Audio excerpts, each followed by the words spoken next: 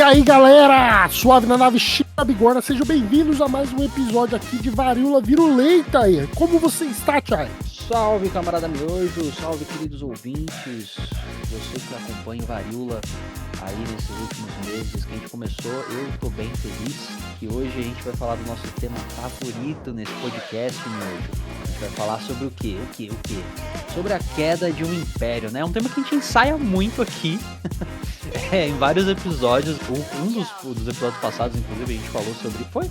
Não é esse episódio a gente vai falar sobre isso, sobre a queda do Império Norte-Americano, que tá acontecendo, né? A gente tá vendo, tá avançando. Exatamente. Então hoje a gente vai embarcar nessa jornada, né? Que vai ecoar com esses poderes globais aí que estão acontecendo, mas principalmente o que acontece no estágio final de um império, né? Principalmente nos termos modernos do capitalismo. Mas antes disso, um recado super rápido. Vá lá, segue a gente no Instagram e no TikTok, deixa lá o seu gostei, curte nossas postagens, compartilha, coloca no story, faz tudo que dá pra fazer. E também o nosso Apoia-se. Quer ajudar a gente? Vai conhecer o nosso projeto. Tudo isso tá aqui embaixo. Nesse episódio, se você estiver escutando pelo seu agregador de podcast, essas informações estão aqui abaixo. Se você está no YouTube, tá aqui na descrição também. Então vai lá e vai conhecer nosso projeto, que o Apoia-se é uma forma muito bacana de manter esse projeto de pé, né? Exatamente. E é uma forma também de você... É isso, né? Uma forma de manter o projeto em pé e de você demonstrar o seu apoio ao trabalho, à pesquisa, todo o trampo que a gente está desenvolvendo aqui. E é uma forma financeira, né, Miojo? Mas tem também aí o engajamento, que a gente sabe que é a moeda corrente das redes sociais, que também ajuda muito se você que está nos ouvindo puder compartilhar. A gente produz ali uns materiais. Tivemos alguns atrasos aí que acontecem toda semana. Acontece às vezes alguns atrasos aí. Raro, mas acontece sempre. Raro, mas acontece sempre. Mas a gente posta lá um resumo dos episódios que a gente debateu, para você ter uma ideia do que a gente está abordando nesse assunto e se interessar também. E se quiser, se sentir confortável, compartilhar na sua rede social aí, para que mais pessoas sejam afetadas por este debate que a gente está trazendo. Que é só debate importante, né, Miojo? Eu acho que todos eles são fundamentais. Exatamente. Então depois dessas falas, vamos pular para esse império decadente, porque os Estados Unidos aí já tá vencendo a validade.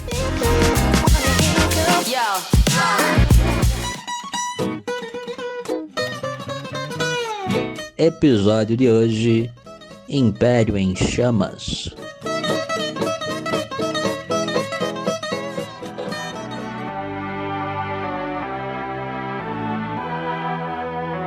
Estamos de volta aqui para falar sobre esse declínio estadunidense, né? Eu não gosto de falar americano, eu não sei, porque, né? Não é. Americanos somos todos. É porque os Estados Unidos ele é um país que a gente sabe que ele não tem criatividade, né? Ele Nenhuma. Rouba as coisas dos outros e fala que é dele. Mano, o nome do país literalmente é uma descrição do que é o país, né? Exato, teve até um episódio engraçado aqui no Brasil, Miojo, uma vez, nos anos 2000 já, tá? Não há muito tempo atrás, mas neste milênio, que o então candidato à presidência, José Serra, falou, né? O Brasil se chama Estados Unidos do Brasil. Ele só errou, assim, por algumas décadas, né? Porque o Brasil, ele já foi, se eu não me engano, em algum momento, Estados Unidos do Brasil, né? Mas depois ele vira República Federativa do Brasil. E os Estados Unidos é isso, né? É os Estados Unidos da América. Só que a gente tem a América, um grande continente. E o nome do país é Estados Unidos. Então, o Brasil era chamado Estados Unidos do Brasil desde a proclamação de República, de 1889, e ele ficou com esse nome até 67. Aí a Constituição de 67 mudou o nome para a República Federativa. 67 o Serra já tava meio velho ali, já tava meio acabado, eu acho, então dá pra passar. Passou algumas décadas. Basicamente isso. Mas a gente vai falar sobre esse declínio, né, sobre essa percepção que a gente tá tendo sobre as mudanças geopolíticas de poder, né, militar, as mudanças financeiras e econômicas que estão mudando esse cenário global. Então, a gente precisa entender algumas coisas, né, desse declínio para a gente poder conceituar o que está acontecendo agora nos Estados Unidos. Então, a gente consegue ver que se configura como um processo de várias facetas, né, que está se prolongando, mas você consegue ver que isso está sendo intensificado agora nos Estados Unidos, principalmente por tensões econômicas. essa instabilidade política interna que os Estados Unidos está vivendo agora, né? E principalmente com essa posição mais autoritária do Donald Trump, que está atropelando os estados agora, principalmente o governo, que está acontecendo desde o começo do mandato de 2025, vem se intensificando, porque ele está perdendo poder. Os Estados Unidos primeiro fez, né, toda essa empreitada aí por essa guerra tarifária, que claramente perdeu, né? Eles estão quietos. Você viu que a gente não escuta mais de tarifa? Não falam mais nada sobre isso? Morreu. Porque não tem como. Eles brigaram com a China. A China não vai abaixar a cabeça. Eu acho que tiveram vários países que não abaixaram a cabeça. Eu acho que entre eles teve Colômbia, México, China. Tiveram países que abaixaram a cabeça, né, Miojo? A gente não pode se incluir nos que não abaixaram a cabeça. A gente meio que teve aí o Haddad falando, vamos ver como o resto do mundo reage. O mundo reagindo. E o Haddad no, vamos ver como é que vai ser isso aí. E parece que, se eu não me engano, foi semana passada, o Trump aumentou a taxa de importação de aço, né, de 25% para 50%. Isso afeta a gente. Mas a gente ainda continua vendo aí uma postura do governo brasileiro de subserviência, né, de silêncio. E vamos ver o que isso vai dar, como é que vai ser. Mas a gente viu realmente, né, um sumiço desse tema na mídia, porque não deu bom para os Estados Unidos, né? Essa história de querer taxar todo mundo em taxas absurdas, em 200% de taxa pra China, meu irmão, é só bravata, né? É a famosa bravata do Trump, que ele já fez antes, ele tenta de novo, mas morreu o assunto dessa vez. E não consegue levar pra frente, né? Tudo que ele fala. Teve a briga entre o cara mais rico do mundo também, com o governo dos Estados Unidos, a gente tem que deixar isso bem claro. E houve esse rompimento muito grande entre o Elon Musk e o Trump, e aí o Elon Musk aguentou o Trump, que ele tava aí nos arquivos de um cara que fazia tráfico de menores, né? O Jeffrey Epstein, né? Ele falou, você tá na lista do Epstein. Não, pior, porque essa briga aí, isso aí foi assim, funciona também como um pouco de cortina de fumaça, né, esse assunto, porque a gente teve outros temas relevantes acontecendo durante ao mesmo tempo, em simultâneo, mas foi um verdadeiro barraco isso aí, né, o nazista Elon Musk foi ali na rede dele e ele literalmente escreveu, Donald, você pode crianças. É tipo isso. Era um casalzinho ali, né? Eles estavam tão juntinhos, o Trump e o homem mais rico do mundo, e de repente parecia acabou, que tudo né? fluía, né? Tão bem. Mas acabou, porque não é festa tudo, né? Até porque começou a mexer na grana, né? O Trump começou a mexer ali nos contratos que dava muita grana pras empresas do Musk, né? Ele começou a cortar, mudar as coisas. Então é isso, teve dinheiro envolvido nessa briga. E muito dinheiro, porque basicamente a SpaceX ela é financiada pelo governo, né, dos Estados Unidos. Mas teve outro problema, além da SpaceX, que o Trump tá ameaçando de cortar, eles tiraram, né, uma redução de imposto, a isenção de imposto de carros elétricos, da fabricação de carros elétricos. E isso também prejudica a outra empresa dele, que é o Tesla. E em cima de todo esse fiasco, você tem o Steve Bannon falando pro Trump deportar o Elon Musk, porque para muita gente que não sabe, o Elon Musk não é estadunidense, né? Ele é sul-africano. E aí você teve o Bannon incentivando o Trump a deportar o Musk. Não vou dizer que eu não apoiaria. Eu quero que se foda. Essa é a verdade. Mas assim, enquanto eles estiverem nessa autofagia, que a gente também não pode saber o quanto disso é armado, o quanto é ensaiado, né? Porque esses caras são mestres em gerar engajamento em rede social, né? Em criar história e tudo mais. Mas, se eventualmente surgisse a questão, eu apoiaria. Deporta. Manda o cara esquisitão de volta pra África do Sul, pra ver o que acontece. Pau no cu de todo mundo. É isso.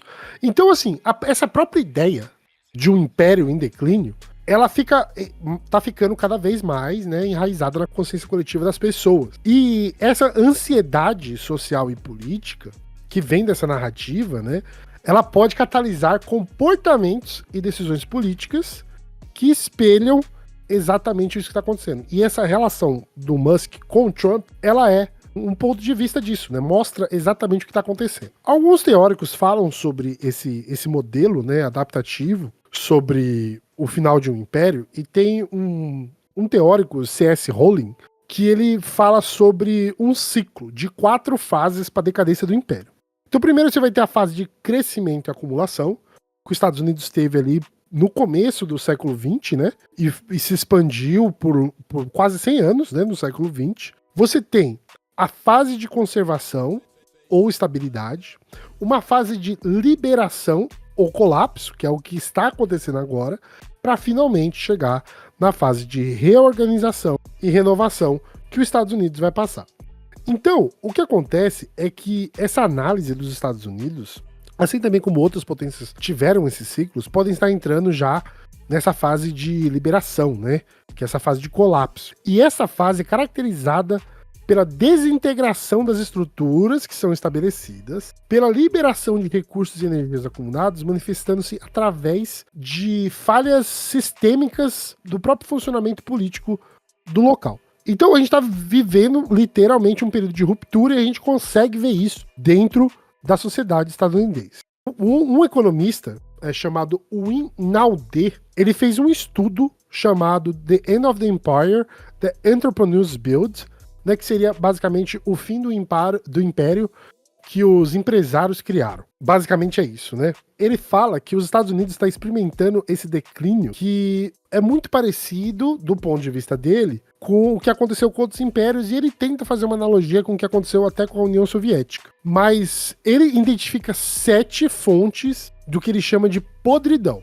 A primeira é o complexo militar industrial e a diplomacia cinética. Então ele está se referindo, basicamente, à dependência excessiva de um poder militar e gastos desproporcional em defesa para poder alterar a economia à guerra dentro do país. Então a gente está vendo esse sistema crescendo nos Estados Unidos agora. Você vê que essas ameaças, a primeira foi as ameaças econômicas, mas existe a ameaça militar.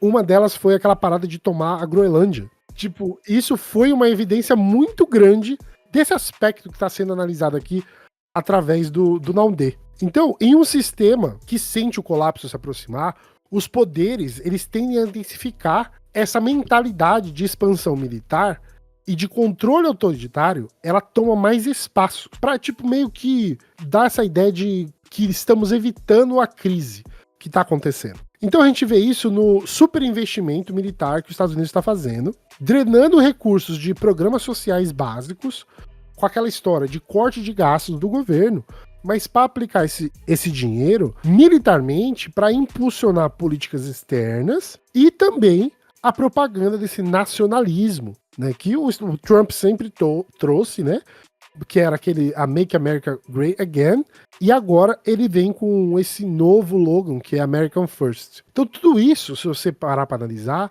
ele tá dentro desse aspecto de geopolítico que os Estados Unidos quer mostrar para o mundo nessa decadência, nessa corrida para a morte.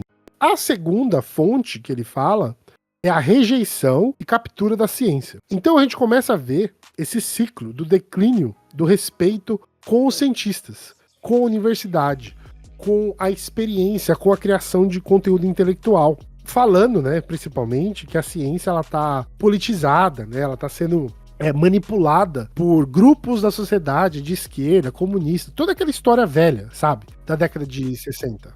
Até porque quando um governo ele se mostra ineficiente em atender as demandas da sua população, ele vai sofrer ataques assim, né? Ele vai se fragilizar, né? E a ciência, pelo menos, ela tem uma metodologia um pouco rigorosa, né? Que não pode estar aí ao bel prazer de qualquer liderança. Então, atacar a ciência, né, as universidades, as instituições de pesquisa, faz sentido, né? É aquilo que a gente falou num episódio lá de trás, acho que o quarto episódio, quarto episódio, que a gente falou sobre fascismo, né? Que é um movimento fascista esse, né?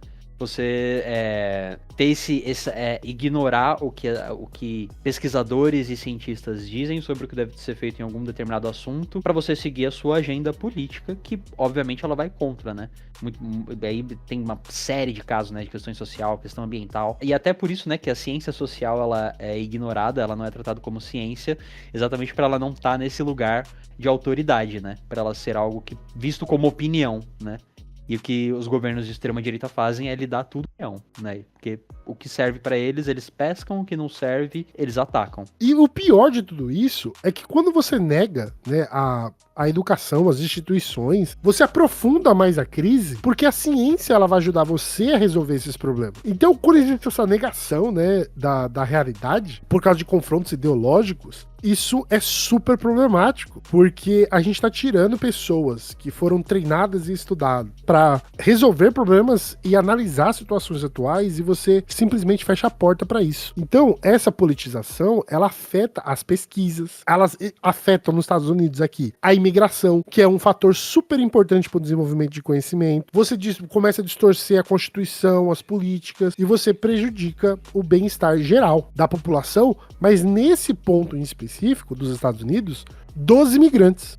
Então, o próximo ponto que ele levanta é o desincentivo à inovação. Esse dinamismo empreendedor que historicamente impulsiona, né, de acordo com o autor, né, o desenvolvimento vai deixando de existir porque existe uma crescente monopolização de vários setores e do desenvolvimento desses setores. Existe um monopólio de grandes corporações que fazem isso. Num sistema mais maduro, perto aí desse colapso que a gente está orquestrando aqui, as novas ideias, adaptações são frequentemente sufocadas por interesses de grupos que recusam dar esse espaço para a sociedade. Isso é um bagulho muito louco, né? Eu sou contra lei de patente, tá? Sou contra.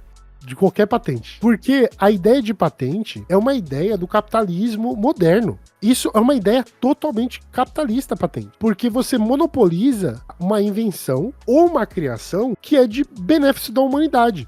Mas sabe qual que é a grande parada? Não é o fato de você monopolizar isso. É porque não existe invenção sem conhecimento coletivo, conhecimento histórico. Então, eu pegar aqui e falar pra você que eu inventei alguma coisa, eu, sozinho, né? Eu, Thiago, eu, Miojo, inventei algo. E isso é meu. E vocês precisam pagar pra mim porque fui eu que criei. É uma grande babaquice do sistema capitalista. Porque todo conhecimento, ele é coletivo.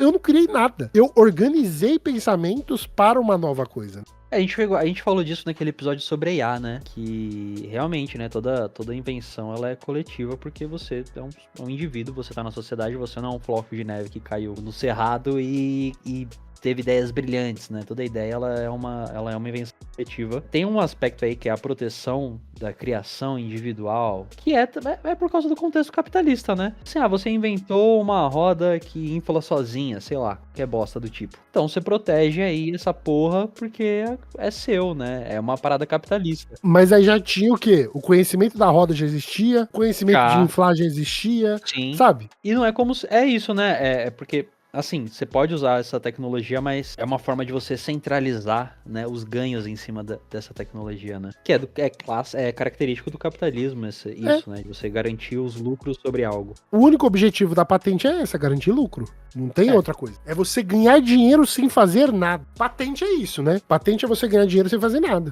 Então, esse terceiro ponto que é levantado aqui, ele fala sobre essa estagnação de desenvolvimento. Justamente por isso, né? Porque você tem monopólios, grupos muito grandes, ricos, né? Empresas bilionárias e agora no mundo, né? Trilionárias, tem um controle não só desse conhecimento, mas por causa desse controle, eles conseguem aplicar dinheiro no lobby político para poder incentivar o seu controle, né, e proteger o seu controle, mas eles também conseguem, acima de tudo, a influência política, que um caso claro aqui é o Elon Musk, que gastou dinheiro pessoal dele para eleger o Trump e com isso ganhar um cargo não oficial no governo para poder beneficiar suas próprias empresas. O quarto ponto que esse economista levanta é o conservadorismo tecnológico. Então, dentro desses sistemas vai existir uma relutância em implantar paradigmas radicalmente novos. Então, por exemplo, pense em energia descentralizada, inteligência artificial de código aberto, modelos de governanças mais privativos. Então, em vez de fazer isso, há uma preferência de reforçar infraestruturas que são obsoletas e hierárquicas do século XX, né? Ideias, modelos do século XX, que foram construídas para a indústria, mas hoje em dia elas já são obsoletas. E esse apego à tecnologia e os modelos tecnológicos que existem hoje, eles tentam reviver essa ideia, né? Daquela forma de trabalho como se fosse os mineradores de carvão, aquele sistema clássico de trabalho, a forma de desenvolvimento de trabalho, como se o mundo não tivesse mudado, né? Como se a gente hoje não tivesse a oportunidade de trabalhar de casa, né? A gente trabalhar de outro país, a gente não tá preso a uma nacionalidade para poder trabalhar. Essa que é a grande questão. E esses modelos, eles são reforçados principalmente pelas famílias ricas, os nossos inimigos, os bilionários, os super ricos, os controladores do capital. Eles querem que esse sistema permaneça do jeito que tá.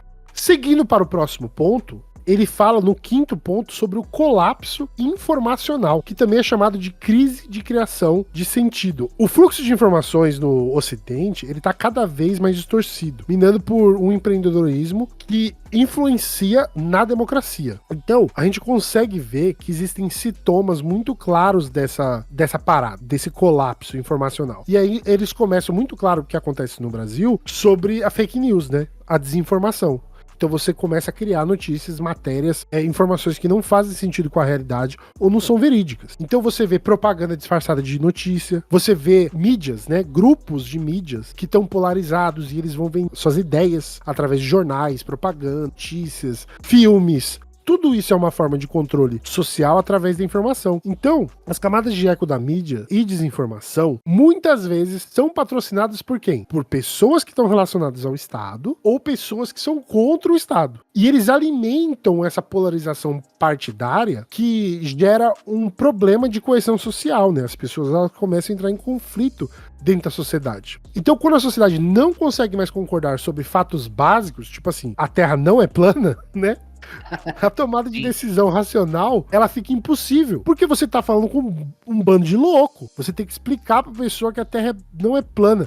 Você tem que explicar pra pessoa que vacina não mata, ela salva a vida. Tudo isso faz parte dessa corrente de desinformação. Eu não tô falando que a mídia por si só, ela abraça isso, mas tem algumas mídias que abraçam. Agora no Brasil, deu uma reduzida, mas se você pegar a Jovem Clã de 2, 3 anos atrás, o que era aquilo, mano?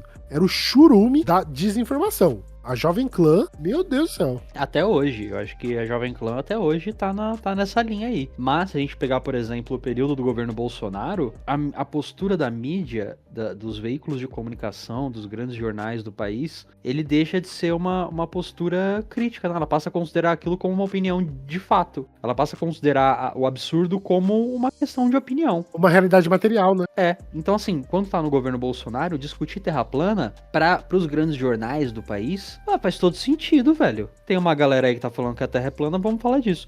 Agora, se for num governo de esquerda, fica meio zoado você começar a defender isso, até porque a gente não tem um governo de esquerda, a gente tem um governo de direita, mas que dá mais resultado que o governo Bolsonaro, de não ser um governo fascista. Concordo, plenamente. Esses veículos, eles atenuam a sua postura, porque num momento de polarização da sociedade, em que essas questões absurdas, não só essa, né, mas essa é a pontinha do iceberg, mas a gente tem a questão do aborto, a questão das drogas, a questão, um monte aí, né, no meio. E a mídia, é claramente um negacionismo, né, científico, mas que a mídia trata como opinião, e foda-se, né, porque a gente tem que lembrar sempre que os veículos de comunicação no Brasil, os grandes, a Folha, o Estadão, o G1, a Globo, a maioria deles, os maiores, eles têm interesses de classe também, né? Eles têm interesses econômicos nessa história. Então faz todo sentido, eu acho, que quando eles começam a discutir essas paradas assim, dando o braço a torcer, sabe? Quando é um governo de direita, eles dão o braço a torcer pro absurdo. Quando é um governo de esquerda,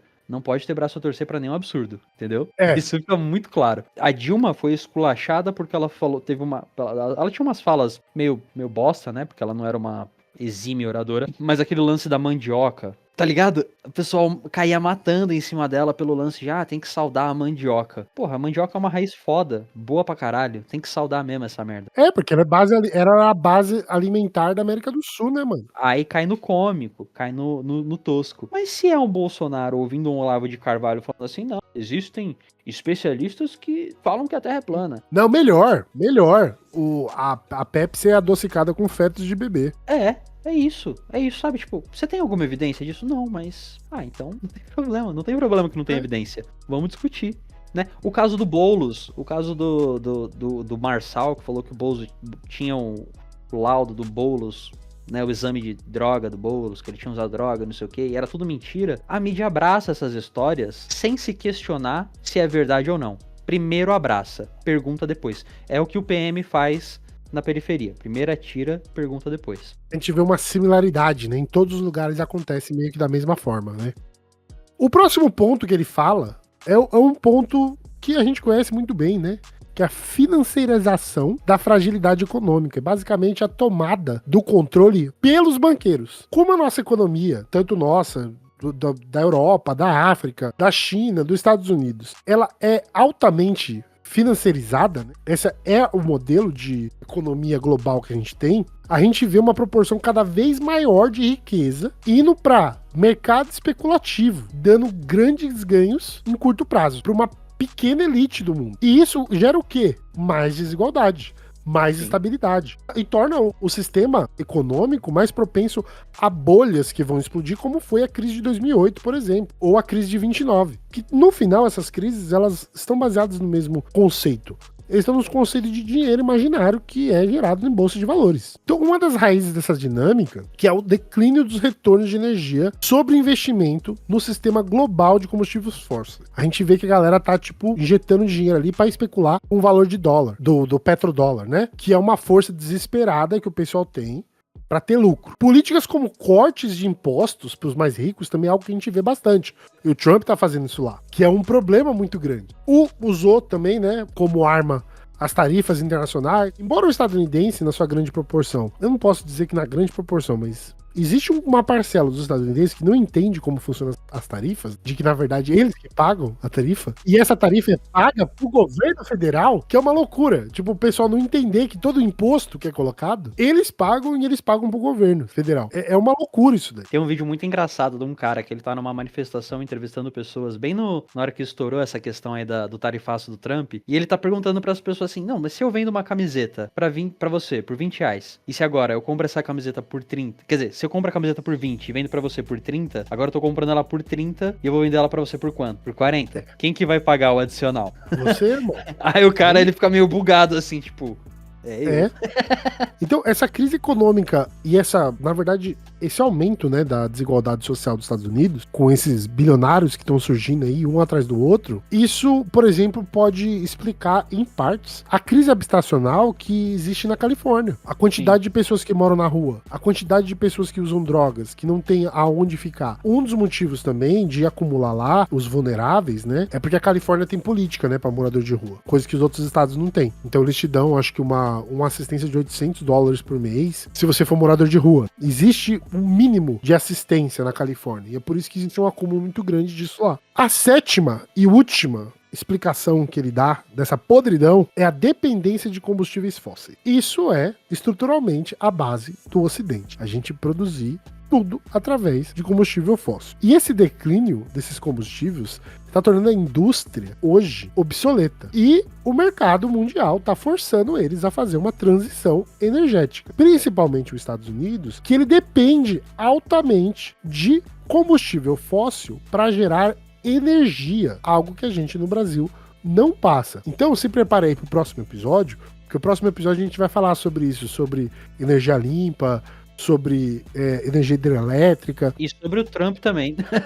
E sobre o Trump também. Mas esse episódio aqui é importante falar de que os Estados Unidos não vivem um ecossistema energético renovável, como a gente tem no Brasil pelas hidrelétricas. Eles dependem muito de carvão e principalmente de petróleo para gerar energia. E isso é um problema muito grande com essa mudança de percepção internacional sobre a produção de energia. Então, essa promoção que eles fazem agressiva sobre perfurações, carvão, projeto de oleoduto, mesmo diante dessa urgência climática e da viabilidade econômica dessas energias renováveis, mostra claramente esse padrão que eles têm e que eles não querem abrir mão. Gente, esses 7 pontos aqui, se você parar para analisar de uma forma bem clara, Marx já falava de todos. Se você é minimamente um marxista, você consegue compreender esses pontos aqui que estão sendo levantados, né? Então, é crucial entender essas fontes de podridão que foram levantadas aqui pelo economista, elas não operam de forma isolada. Todas essas fontes, elas trabalham em conjunto. E parece que a gente está lendo os Estados Unidos aqui, porque é exatamente isso que está acontecendo lá. Essas situações, elas formam um sistema muito mais complexo de vulnerabilidade através do conjunto político estadunidense. E esse colapso, ele também, em partes, é um problema que a sociedade tem de reconhecer e responder contra esses problemas. Porque eles estão dentro desse vórtice, né? Eles estão perdidos dentro dessa queda. Mas e se a gente falar sobre os indicadores contemporâneos dos Estados Unidos? Né? O que está acontecendo sobre isso? Se você analisar, economicamente, eles são preocupantes. A gente vê um sinal, né, de estagnação em vários setores dos Estados Unidos. Industrialmente, a gente não pode nem falar mais nada, porque eles estão em declínio industrial. Eles não têm indústria, que é um caminho que nós, Brasil, estamos passando. Mas a diferença é que nós não somos o quê? Uma potência. A gente não é o país mais rico do mundo para não ter indústria. A gente tá tentando viver como Estados Unidos sem ter o básico aqui. Sem ter indústria básica, primária, secundária aqui.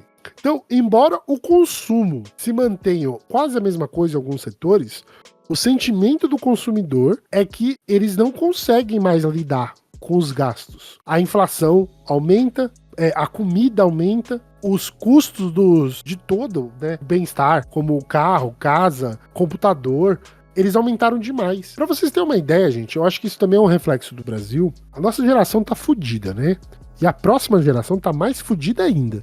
Se a gente não fizer uma revolução logo. Porque assim, pra vocês terem uma ideia, na década de 60, 60 para 70, nos Estados Unidos, é o que eles chamavam de as décadas de ouro. Por quê? Porque era uma galera que tinha voltado, né, da guerra do Vietnã, e eles estão nos Estados Unidos sem saber o que fazer, porque a guerra do Vietnã durou entre 59 e 75. Então esses soldados, quando eles voltavam, eles precisavam fazer alguma coisa nos Estados Unidos. E nesse período, foi o período que o trabalhador médio, tô falando do cara que trabalhava como caixa no supermercado, eu tô falando do cara que trabalhava como frentista no posto, eles conseguiam ganhar o suficiente para poder comprar suas próprias residências e seus bens, fazer família. Existem os projetos dos subúrbios nos Estados Unidos, onde eles começam a criar esses bairros planejados em regiões mais afastadas dos grandes centros, para incentivar que a galera vá habitar esses lugares. E esses lugares, eles eram feitos por estrutura subsidiada pelo governo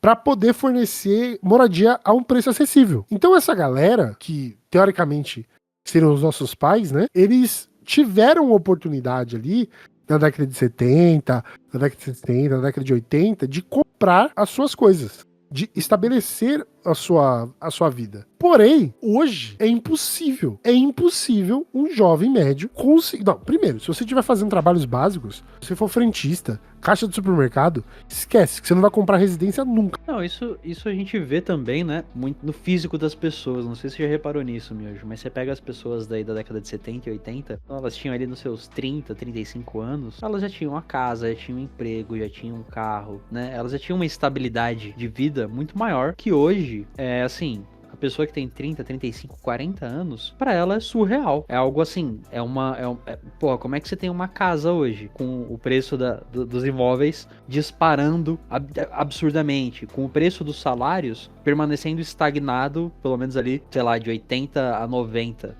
né? Fica estagnado e não cresce minimamente. Assim, porra, é matemática básica, né? Não tem condição, não tem como, né? E quando que eu falei do físico, né? Quando você vê as pessoas ali dos anos 70 com essa idade de 30 anos, parece que elas têm 50, 45, você não tem essa impressão de que elas parecem ser mais velhas? Que você pega o pessoal hoje de 30 anos que não tem nada, assim, pô, você parece muito jovem, não sei, mas tem uma relação aí, tem uma conexão aí, eu acho. Não, é foda tudo isso, sabe? Porque a condição de vida, ela tá se tornando cada vez mais impossível de lidar com a situação atual econômica. A gente não tá falando de ter luxo, ou de usufruir, ou de ter um acesso à cultura. A gente tá falando de básico, velho. Aluguel, alimentação e transporte. Luz, água, internet, isso é básico. Eu sou professor de inglês. Aí o pessoal, caramba, você dá aula de inglês, né? Ensinando a língua dos imperialistas, não sei o que lá. Eu falei, mano, aprenda inglês para que você possa discutir e entender o que tá acontecendo no mundo. Exato. Não é uma questão de imperialismo, é porque isso te dá acesso à informação. Isso é super importante. Mas eu, como professor de inglês, eu não consigo encontrar, tipo, eu tô numa fase assim difícil de encontrar aluno, porque a situação tá apertada.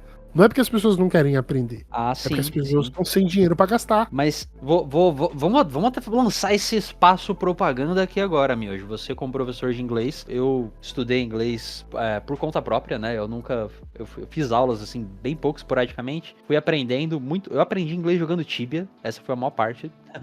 Mas hoje eu desprezo. Eu sou dessa opinião. Tem que desprezar o inglês, mas não pelo idioma em si. Você tem que saber o idioma para desprezar ele. Por quê? Porque quem é nativo nesse idioma só sabe esse idioma, irmão. Quando você aprende o idioma deles, você já tá na frente. Você já sabe o idioma deles, você sabe o seu idioma. E se você aprende um espanhol que não é difícil, que tá aqui do lado, tá ligado? O que é um americano que sabe só falar inglês, velho?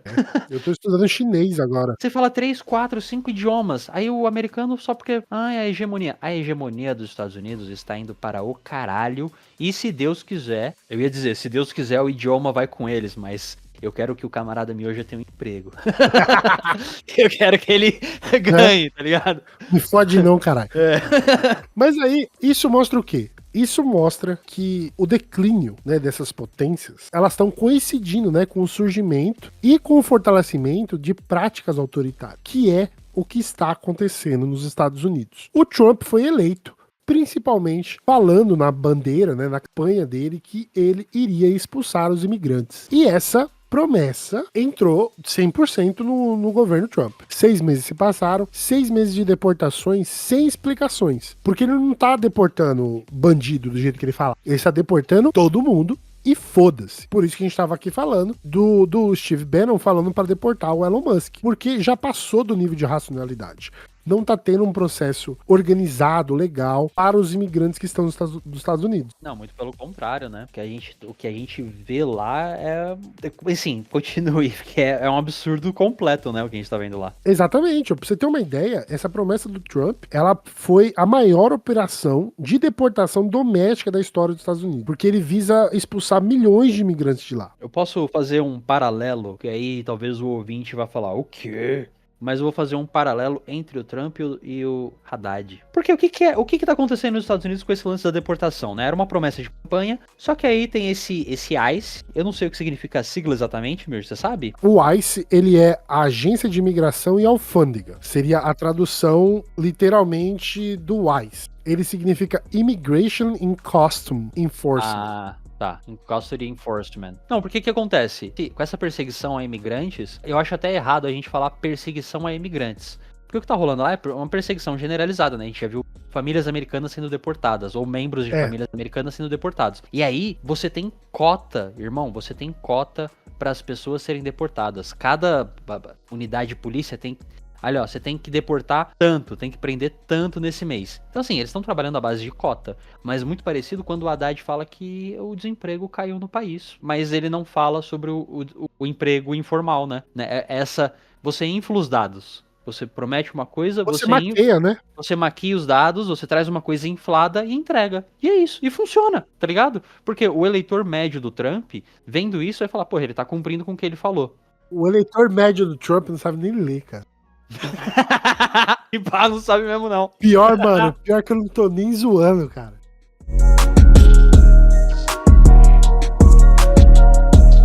O plano que foi levantado por Trump é a remoção de 1 milhão de imigrantes sem status legais nos Estados Unidos e expandir a capacidade do centro de detenção para abrigar até 100 mil pessoas simultaneamente. Essa foi uma das primeiras medidas que ele fez e ele tá em cima disso. Agora, no início de junho de 2025, a cidade de Los Angeles, que é basicamente um lugar multicultural. Pra você ter uma ideia, Thiago, cerca de 50% das crianças na Califórnia, elas têm um dos pais imigrantes. Eu vi essa informação hoje no jornal. Lá, eu tava assistindo os jornais dos Estados Unidos falando sobre isso, e eles falaram que cerca de 50% das crianças da Califórnia têm um pai imigrante. Você vê, o que você faz com um estado em que você tá tirando os pais de 50% das crianças, os pais, né? Deportando. Isso quando não é a criança também junto. Irmão, você... acaba o estado, loucura. Reseta. Tá? Porra, eu tenho uma solução, miojo. Eu achei a solução aqui agora e eu apoio o Trump. Deporta todo mundo, tira esses 50% da Califórnia, manda pros seus respectivos países. Não devia nem estar aqui, né? Lá, quer dizer, tô falando com a cabeça...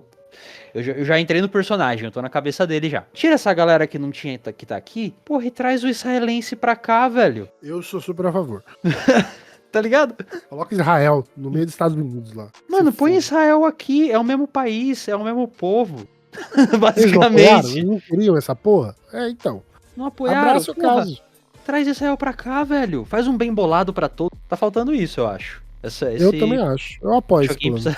Alguém precisa chegar nele e falar assim, mano, vamos trazer Israel pra cá, deixar perto da gente? Traz. Porque daí a gente não precisa mandar bilhões pra eles todo mês pra eles se defenderem, né? Que a gente se defende junto. Pronto, tá aí, não gasta mais dinheiro, ainda coleta imposto. Ainda coleta imposto. O mais engraçado de toda essa parada de imigração, mano, é que essa semana, o primeiro-ministro de direita, né? Ele não é de extrema direita, da Alemanha, foi nos Estados Unidos. E pra quem acompanhou os noticiários, entendeu o sarcasmo que aconteceu naquela reunião. Eu não sei se você viu isso, Thiago. Não, eu perdi isso. Eu nem sei quem é o atual primeiro-ministro da Alemanha. Eu esqueci o nome dele. Ele foi para os Estados Unidos e trouxe o quê pro Trump de presente? O atestado de nascimento do avô dele, que é alemão. Deixando claro que ele é um imigrante também. Ele é neto de imigrante. Você entendeu? Uhum. E aí, o Trump, eu acho que ele é tão burro que ele não entendeu que aquilo era um... Uma provocação pra ele. Aham. E sabe o que é o mais engraçado? Além disso, é que o vô do Trump, ele foi para os Estados Unidos fugindo do alistamento militar. Coisa que o Trump também fez. Ele pediu pro médico escrever lá que ele tinha, não sei, mano, trissol, e ele não podia ir pro exército, tá ligado? Eu tô zoando, não é trissol, gente, mas ele, basicamente, o médico fez um documento lá falando que ele não podia se alistar, porque, teoricamente, ele tinha que ter ido pra guerra do Vietnã, né? E Imagina, ele não se alistou. o mundo seria outro. O mundo seria outro, se tivesse Nossa, ido. ele morto lá ia ser demais. Ou não, né? Hoje a gente teria eles teriam um presidente Trump militar radical, louco, com PTSD, tá ligado? Do nada. Então essa é a ironia, né, das pessoas. As pessoas, principalmente aqui na América, gente. Aqui na América, todo mundo é imigrante, mano.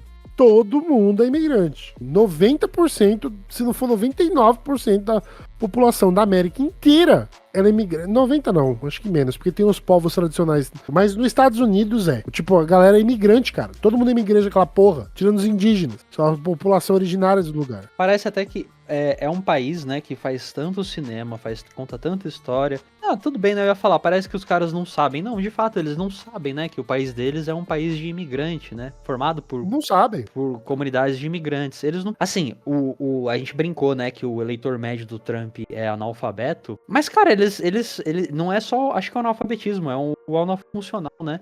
Porque eles não entendem geografia, eles não entendem... É assustador ver alguns vídeos de entrevista e aquela galera não ter conhecimento do planeta em que eles vivem, tá ligado? Não, e gente, assim, por experiência própria, eu que morei quase 10 anos lá, nos Estados Unidos, mano, o estadunidense médio é assim, ele é daquele jeito. Eu não tô falando que no Brasil também não seja, mas eu acho que a gente é menos inocente pra essa relação do mundo, assim. A gente tem uma noção um pouco maior do que acontece no mundo. É porque eles são o povo escolhido. Mas o estadunidense médio, eu tô falando médio quem? Foi pra faculdade, tá? A gente que foi pra faculdade, gente estudada. Uhum. Não tô falando da pessoinha ali que não tem condição de estudar e tal. O estadunidense médio não tem noção do que é os Estados Unidos. Eu acho que é muito característico dessa formação econômica imperialista deles. Porque eles são o povo escolhido, é o país escolhido por Deus. Então tem todo um discurso fundamentalista religioso que desde a escola, desde a infância, criando essa ideia de que eles são os protagonistas do planeta. Eles têm uma indústria cinematográfica maior do planeta que difunde essa ideia. A gente teve até aquele momento em que teve o bloqueio do TikTok nos Estados Unidos, que os usuários dos Estados Unidos começaram a ir pra rede da China, esqueci o nome da rede, e começaram a ver uma realidade diferente, né? Esse choque de realidade, fala assim, meu irmão, vocês só são um império. Eu tava vendo um vídeo do Kobori, hoje mais cedo, que ele fala sobre essa questão de hegemonia, de império e tudo mais. E assim, hoje a gente vive na hegemonia dos Estados Unidos, né? Desde o final da Segunda Guerra Mundial, mas antes o império dominante era o Império Britânico. O Império Britânico, ele caiu, mas não significa que ele deixou de existir, ou que a Inglaterra ficou pobre. Eles continuam vivendo, ainda é um dos países mais ricos do mundo, ainda é uma potência, mas eles só não detêm a hegemonia global. E isso tá acontecendo com os Estados Unidos, né? Eles estão passando por esse momento de perda de hegemonia e meio que estão caindo na insignificância. E aí é muito divertido ver o americano se confrontar com essa realidade e falar, peraí, a gente não é protagonista do planeta. É aquela parada do tipo, o que tá acontecendo, né? Porque parece que é injusto, né? Parece que é uma grande injustiça do universo que tá acontecendo com eles. Mas, meu irmão, olha a história de vocês. Essa história de colonização... Mas, então, eles não têm noção. Eles não têm noção. Eles não têm noção. Isso que é o pior. Puta, é foda. É um nível de ignorância, assim, abissal. É que, assim, tem internet, né, gente? E as pessoas podem pesquisar as coisas. Mas é que a forma que a educação é feita, não só a educação, mas as notícias, a forma que o patriotismo é criado lá dentro, tira total noção da realidade do que acontece nos Estados Unidos. Eles têm essa ideia de protagonismo mesmo por uma alienação total. Parece que a cabeça do americano médio é eco e pio de águia. É o Homer, cara. O Homer, ele é a melhor... É que assim, no Family Guy, né? O Homer o Family Guy também. Mas é que o Family Guy já é mais escrachado. Tipo, ele já faz uns bagulho idiota, sabe? Ele tá lutando com a galinha, ele luta com o Trump. O Homer, ele é a materialização do estadunidense médio mesmo. É aquilo. O Homer é aquilo. Você vai ter uma Lisa, você vai ter o Bart, você vai ter a Marge. Isso é os Estados Unidos, assim. Essa é a família nuclear americana. Exatamente. Ela é tão nuclear que chega a ser radioativa.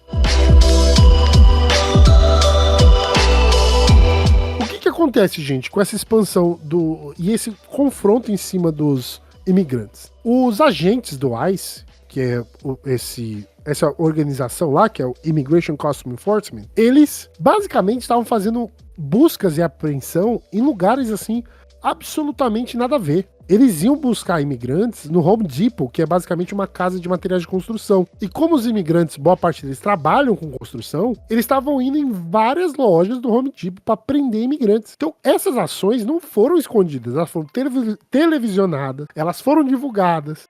Você vê gente que estava sendo preso porque escreveu no jornal da faculdade. Você estava vendo todo tipo de perseguição de pessoas que estavam falando contra a política, ou até mesmo sobre Israel. Era outro motivo para poder deportar pessoas. Tem pessoas que estão presas agora por isso. Teve uma dessas universidades muito conhecidas dos Estados Unidos que teve um pedido da administração do Trump para que, se eu não me engano, eles denunciassem os alunos ou expulsassem os alunos que estivessem fazendo manifestação pró-Palestina. E as universidades se negaram. E aí a resposta do governo foi, tipo, então a gente vai deportar essa galera. Não foi bem assim, né? A maior parte das universidades aceitaram o que o governo falou, porque ele ia cortar investimento nas universidades, fundos federais. Isso, cortar investimento. A Columbia, por exemplo, a Universidade de Nova York, ela tava tendo com essa galera que tava lá se acampando nos gramados de Columbia, e ela aceitou os termos do governo e proibiu os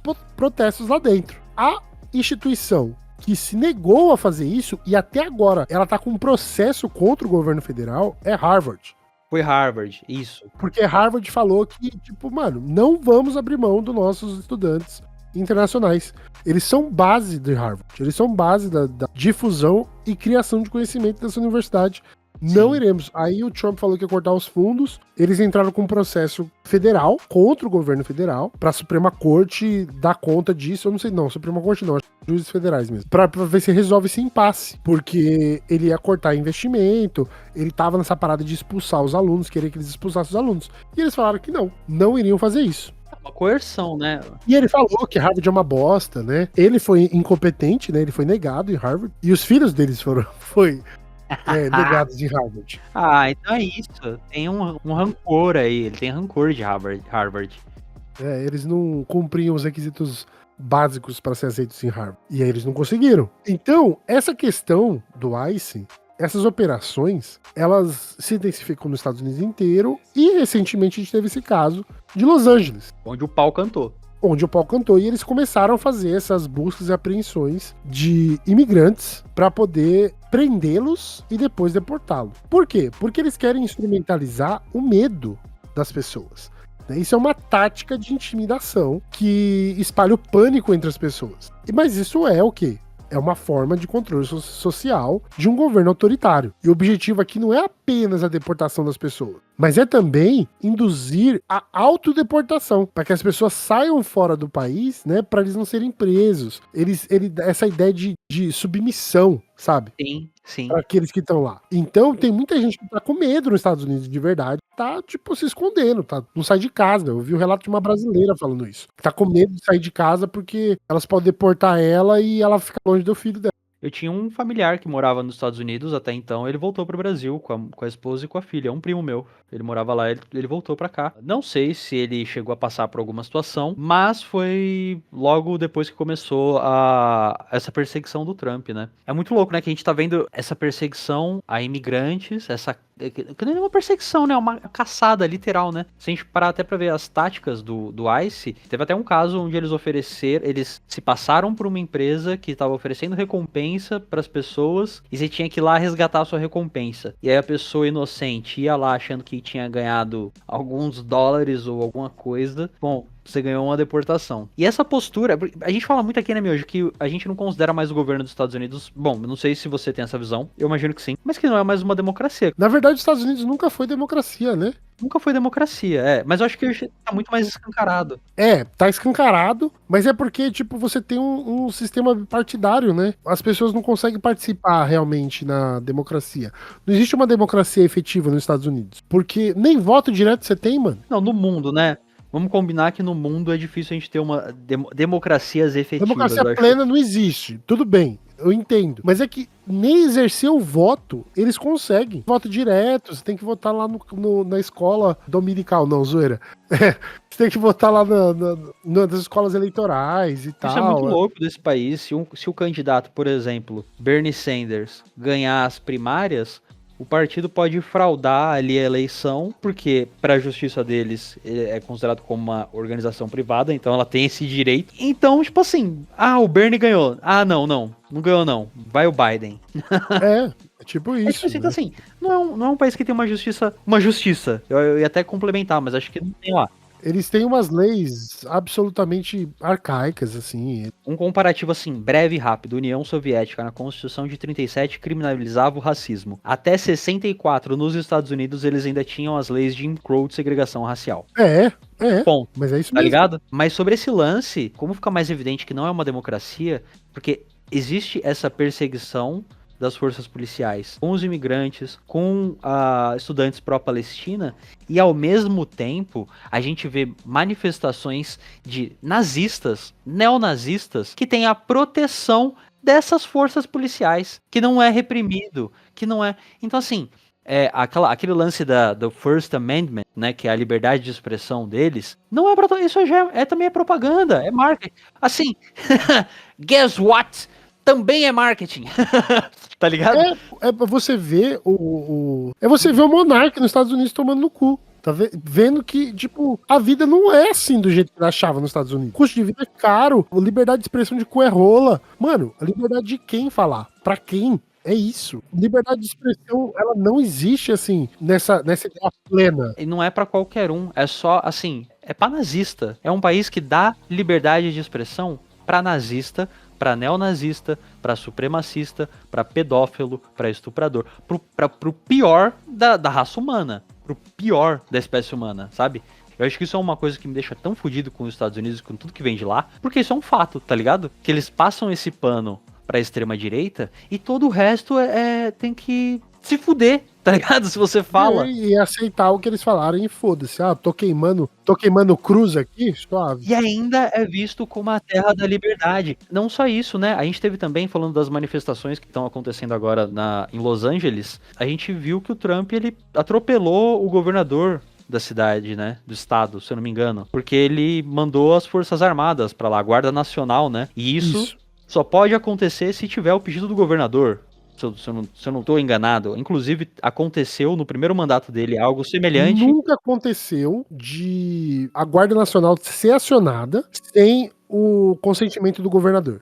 Isso é a primeira vez na história. Sim. Já tinha acontecido de a Guarda Nacional ter sido convocada, mas não dessa forma. No primeiro mandato dele, aconteceu, só que o próprio Trump falou, eu não posso atropelar o governador, eu tenho que esperar o governador pedir o auxílio da Guarda Nacional para eu liberar. É mais ou menos isso que ele falou, né? Uhum. E a gente vê a postura dele mudando agora, que foda-se, você não tem que pedir porra nenhuma. É um governador dos democratas. Tudo bem que os democratas ali é a direita que come com garfo e faca quando convém, mas os republicanos têm essa coisa de colocar os democratas como a esquerda, né? Como os comunistas a serem combatidos. E o governador, acho que do estado lá, ele é dos democratas, né? E rolou essa coisa de agora ele simplesmente atropelar e falou, não, vamos mudar a Guarda Nacional. O governador não precisa pedir.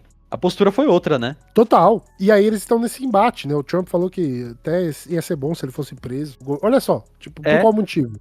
Nenhum. Então o que acontece? Essa reação que tá tendo das pessoas contra o ICE na Califórnia, ela acontece de forma que as pessoas não estão mais suportando esse avanço, esse autoritarismo do governo federal. E elas foram pra rua fazer protesto, mas o protesto foi pedra em viatura, tacar fogo em viatura, fechar as entradas. É isso, gente. Essa história de protesto pacífico não funciona. Não, o protesto é isso aí. Os estadunidenses estão na nossa frente nessa aí, eu acho. Porque o Nossa, protesto demais. é isso. Foram tacar pedra mesmo. Mano, tem uma cena, pra quem quiser pesquisar na internet, das viaturas debaixo de um viaduto.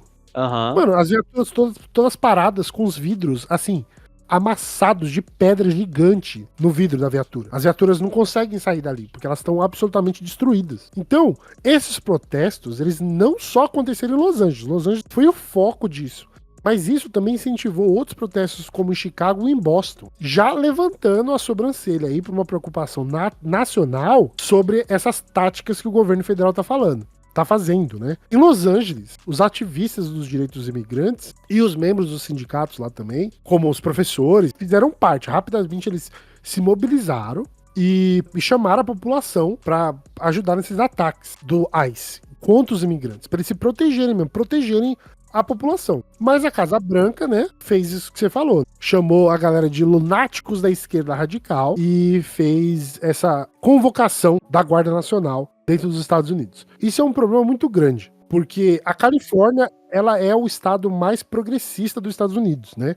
Ah, Ele é entendi. muito mais Não progressista. sabia. Ele é o estado mais caro de se viver, mas ele é o estado mais progressista. Então, as leis da Califórnia, elas são muito mais pra frente. É por isso que o Trump odeia tanto a Califórnia. Se são 50%, né, das crianças de pais imigrantes, faz todo sentido ser mais progressista, tá ligado? Eu acredito. E aí o que acontece? Isso mostra o nível da polarização. Porque agora a gente tá vendo já uma cidade, a gente não pode falar do estado, mas uma cidade levantando a bandeira contra o governo federal, claramente. Isso é essa polarização, sabe? Que ela tá transcendendo só as opiniões. Ela tá se materializando em ações de hostilidade na prática. O que alguns líderes políticos estão falando, né?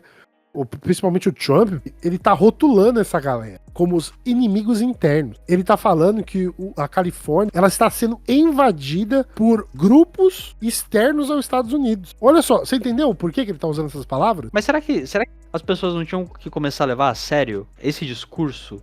Não, mas eles estão levando a sério. Quem não tá levando a sério é a Suprema Corte. Não, é porque é num sentido de, tipo assim, ele tá com um discurso de inimigo.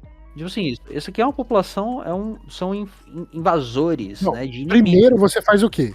Primeiro você tira essa similaridade com eles, porque você fala que eles não são cidadãos. E aí, como eles são o outro... Você desumaniza, né? Você coloca... Eles chamam de alien, né? Eu acho que não chegou ainda no ponto de... Existe alguns fatores de desumanização, que é, por exemplo, você falar que imigrante é bandido, que imigrante traz doença, que imigrante rouba, sabe?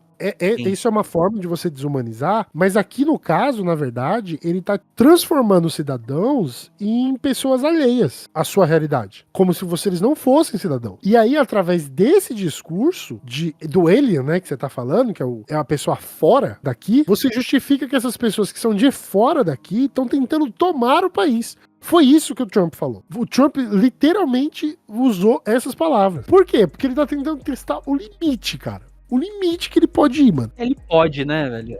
Ele vai continuar puxando até o limite. Eu fico tão revoltado quando a gente vai discutindo esses assuntos que eu falo assim, nossa, mas por que o pessoal não reage de tal forma? E às vezes eu me esqueço que a gente passou por Bolsonaro, por Temer, sabe? Às vezes eu me esqueço. Acho que é o abuso das substâncias.